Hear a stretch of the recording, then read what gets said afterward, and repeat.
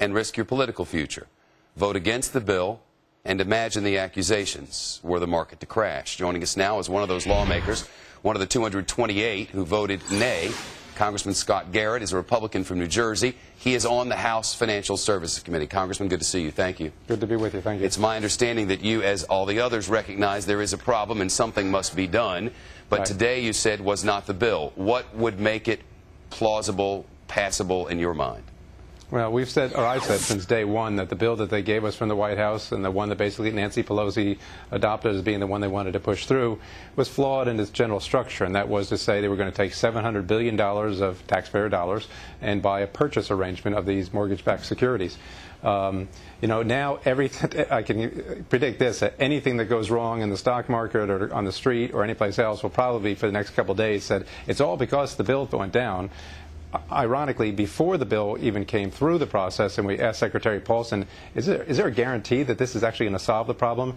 And he said, no, it's just one idea of trying to address the situation. Well, those of us who voted no said, let's consider other ideas, and that was never allowed. I'm guessing you got a few calls and letters from your constituents? Yes, both before and after. And if it hadn't been an election year, would you have voted differently? And I ask only because the President warned of doom. The two candidates warned of catastrophe. The leaders of the House and the Senate, Republicans and Democrats, and the head of the Fed and the Treasury Secretary all said if you don't do this, the economy is going down the toilet. Yeah, and all those people and the mainstream media did the exact same thing, and it all started, I guess, with the Secretary Paulson coming out and saying, if we don't do something now, today or tomorrow, everything will collapse, which probably was not the best thing to do as far as sending a message to the street and set the jitters out there. But no, it was the right thing to do to say that this proposal was not the right one, that there are a number of other ideas. I can just tell you this. While this bill was being debated in the last, not even debated, but just discussed on the floor just before the vote came down, there were a number of congresspeople, both Republican and Democrat, in the basement of the Capitol saying, this bill may not pass. Let's look at some of the other ideas that are out there because we think there are solutions. Well, Congressman, we knew it wasn't going to pass all day because our producer on Capitol Hill, Chad Pergram, counted the votes and said they don't have them, period.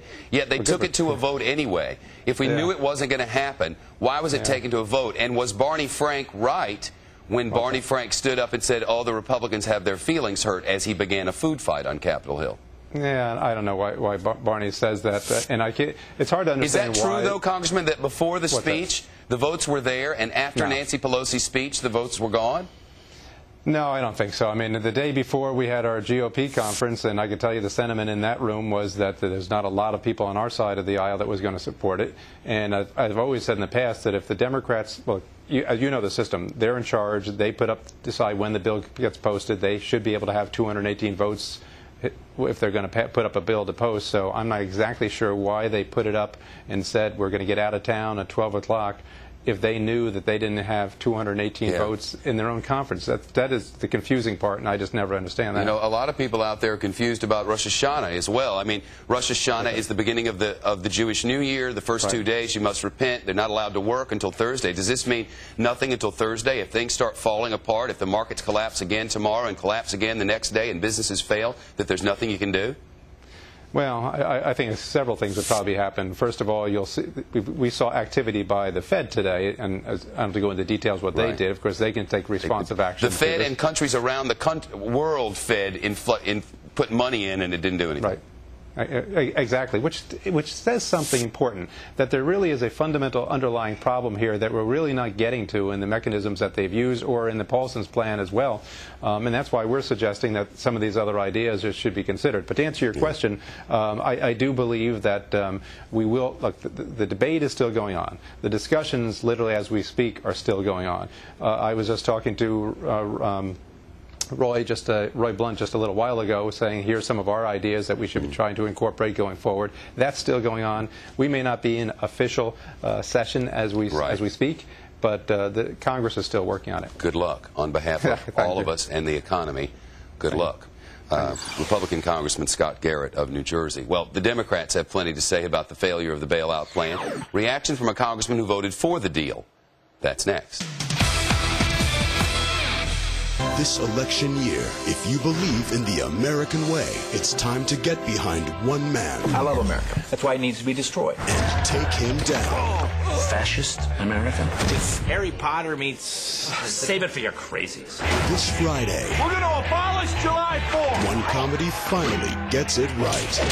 Why'd you do that? I just enjoy slapping you. An American Carol. Guns are not the answer! Nice shot! Rated PG-13. Starts Friday. Last year, Norfolk Southern and its shipping partners took hundreds of thousands of freight loads off the highway.